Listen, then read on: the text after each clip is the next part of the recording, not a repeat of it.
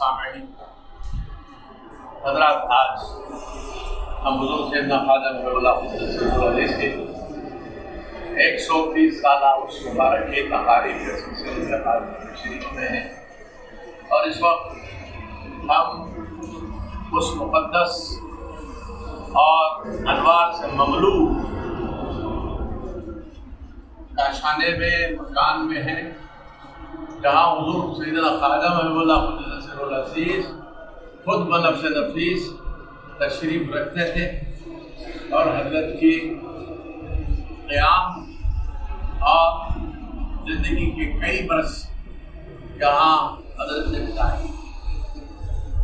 اور آج اس کاشانے اقدس کا نام ایوان اولیاء، یقیناً یہ ایوان اولیاء ہے جہاں خواجہ سرکار اور خواجہ سرکار کے شہزادگان نے اپنی عمریں بتائی، اور خواجہ سرکار کے چھوٹے شہزادے خدمت حضرت سید محمد باقر حسینی فقیر پاشا قبلہ قدس سرہ العزیز نے اپنی پوری حیات مبارکہ اسی گھر میں کاٹی، اور یہ وہ مقدس مقام ہے کہ جو حضرت خواجہ محی اللہ نے اپنے حیات پاک میں جہاں اپنی زندگی کے دن گزارے۔ آج یہاں خواجہ محی اللہ سرکار کے آثار مبارک، جس میں حضرت کا پیرہن شریف بھی ہے، جبہ بھی ہے، صدریہ بھی ہے، کلاه مبارک بھی ہے،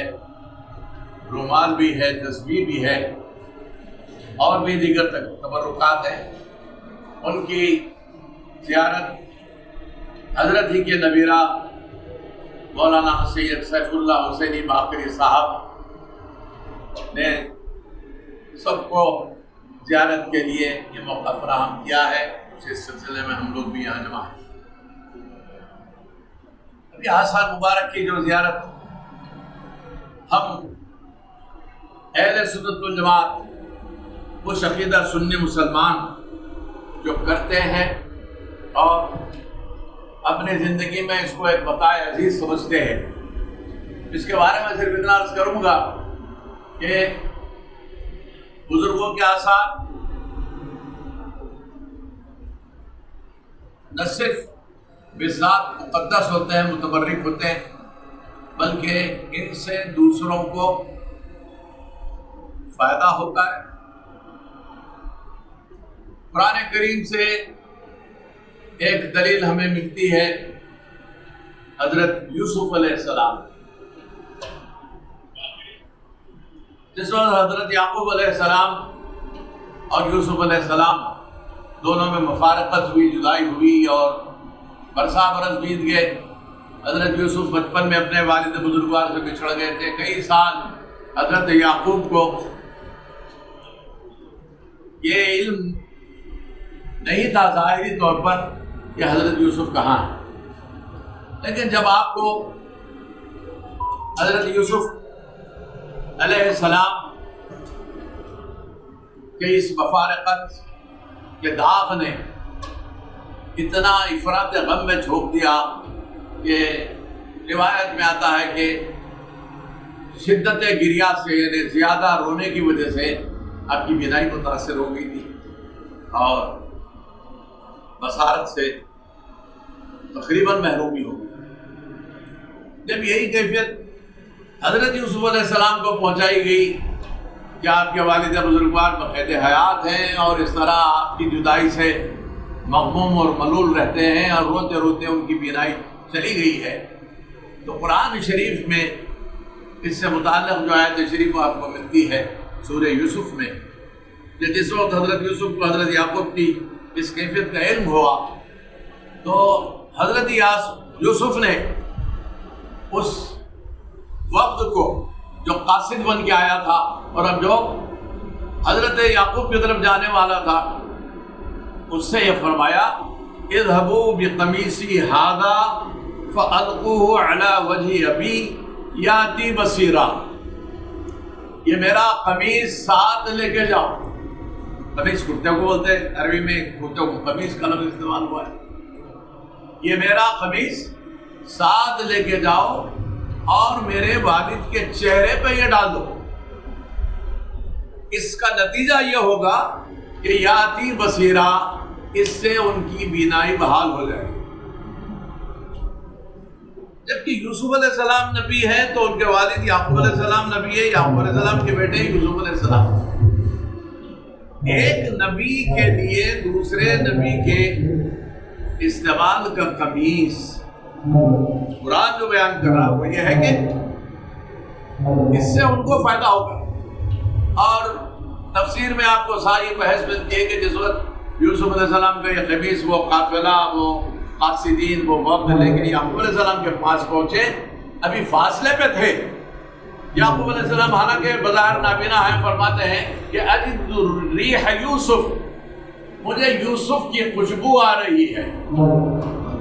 یہ حضرت یعقوب نے فرمایا، اور جیسے ہی آپ کے چہرے پہ وہ قمیص ڈالا گیا، آپ کی بینائی بحال ہو گئی، آپ کی آنکھیں پھر سے روشن ہو گئی. اب ایک لطیف نکتہ یہاں ہے کہ ایک نبی کے تبرک سے، استعمال کے کرتے سے دوسرے نبی کو اتنا فائدہ ہوتا ہے تو نبی کے تبرکات سے امت کو کتنا فائدہ ہوتا ہوگا. اور یہ اولیاء کرام یہ نبیوں کے وارثین ہیں. حدیث شریف ہے کہ علماء امتی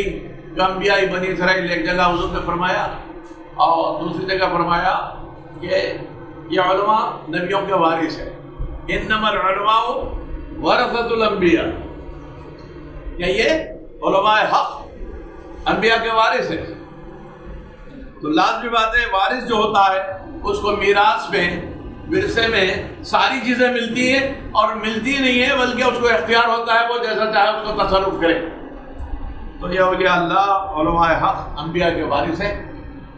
ان کے تبرکات ہمارے لیے نہ صرف مقدس ہے بلکہ اتنی برکتوں والے ہیں کہ اس سے بیش بہا فوائد ہمیں حاصل ہو سکتے ہیں. میں گفتگو کو طویل کرنا نہیں چاہتا، مصروفیات بھی ہیں اور یہ موقع نہیں ہے. اختصار کے ساتھ صرف اتنا عرض کر دیتا ہوں کہ جہاں یہ تبرکات ہے نہ صرف وہ انوار کا محور ہے بلکہ صبح مساء دن رات وہاں اللہ تعالیٰ کی رحمتیں اور انوار کا حصول ہوتا ہے. اور قرآن کریم نے تابوت سکینہ کا ذکر فرمایا ہے جس میں انبیاء کے تبرکات تھے. حضرت ابراہیم علیہ السلام کا جوب شریف، موسیٰ علیہ السلام کے عصا کا ٹکڑا، ہارون علیہ السلام کی کچھ تبرک، ایک نبی کے نالین کا ٹکڑا.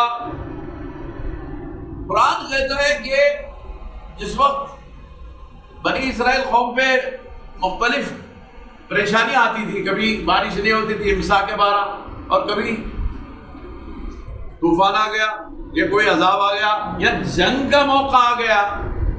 تو یہ تابوت سکینہ کو سامنے رکھے اس کے وسیلے سے وہ دعا کرتے تھے، اللہ کی دعا کو قبول فرماتا تھا. اور قرآن شریف میں ہے کہ پھر ایک وقت آیا جب اللہ تعالیٰ نے اس تابوت سکینہ کو اس قوم سے اٹھا لینا چاہا تو فرشتوں کو حکم ہوا، اور قرآن کہتا ہے مما ترک آل موسیٰ وآل ہارون تحملہ الملائکہ، موسیٰ اور ہارون اور ان کے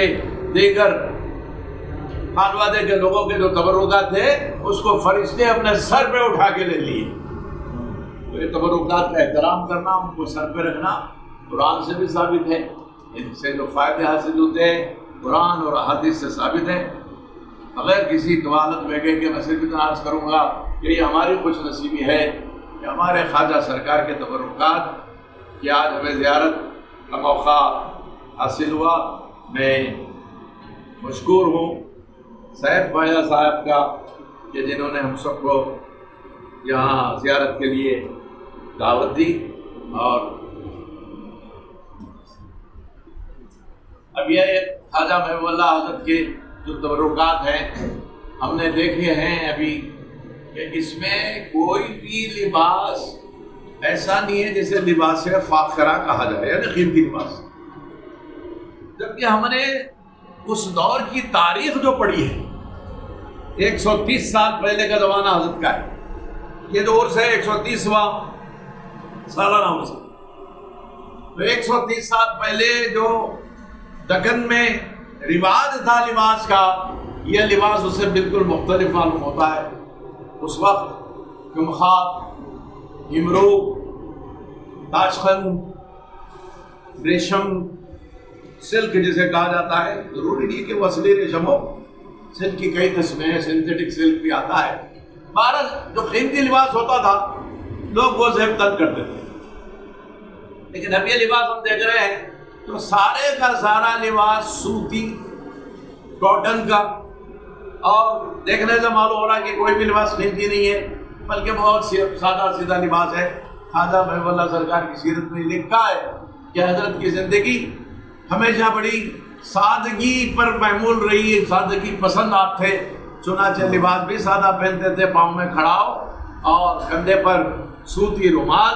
اور جسم پر جو لباس ہوتا وہ بھی سوتی ہوتا تھا۔ آج اس کو ہم نے اپنے آنکھوں سے دیکھ لیا کہ واقعی حضرت بہت ہی سیدھا سادہ لباس، کوئی قیمتی لباس نہیں، بلکہ اس دور میں شاید جس کی قیمت بہت کم تھی وہ لباس استعمال فرماتے تھے۔ تو یہ جو لباس ہے حضرت کا، حضرت کے بعد حضرت کے صاحبزادے حضرت فقیر پیر صاحب قبلہ علیہ رحمۃ و رضوان کے پاس آیا۔ اب ان کے نبیرہ گان، ان کے صاحبزادے یہاں جب تھے تو وہ شاید یہاں زیارت کراتے تھے ہوں گے، ان کے نبیرہ گان آج یہ تبرکات کی زیارت کا اہتمام کیے ہیں۔ اب یہ جو لباس ہے اس میں میں نے ریسرچ کیا کہ مختلف النوع ملبوسات ہے، کئی قسم کے، رومال بھی ہے، صدریہ بھی ہے، اور ایک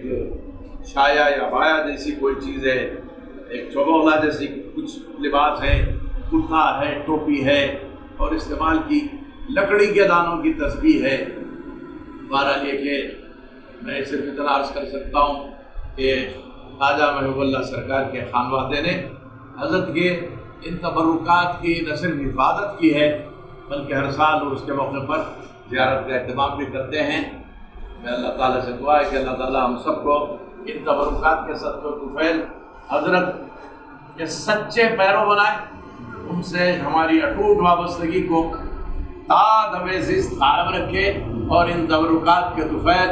ہمارے گھروں پر انوار اور رحمتوں کی بارش ہو، اور ہماری زندگیوں میں انقلاب آئے، اور ہم سب سچے پکے مسلمان بنے۔ خواجہ سرکار کی جو تعلیمات ہے اور تھی، اللہ تعالیٰ ہم کو اس پر عمل کرنے کی توفیق عطا فرمائے۔ صلی اللہ تعالیٰ علیہ وسلم۔ الحمد للہ رب العالمین۔